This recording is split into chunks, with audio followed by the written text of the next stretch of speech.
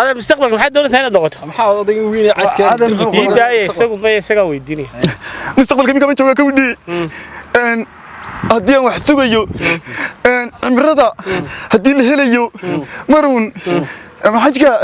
ها بحس أي تاس هاي قبل تبيسو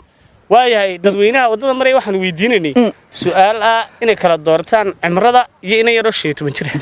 oo loo dhiso ha oo tifigu bixinayo teebaad dooran leh anigu ha hadhow maxay maxay weli ma ku fogtahay inta kan wada kala bixinaya adu meesha doontaa tee labada mid doon istacdow tifigu tawin su'aal kan leena yaa sootan karbaan waxyaabo balwida may tagar bixaya wala lido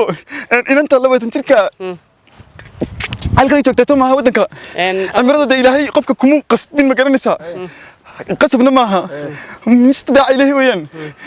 inanta marka la dhiso inantan taft maxaad ku dooran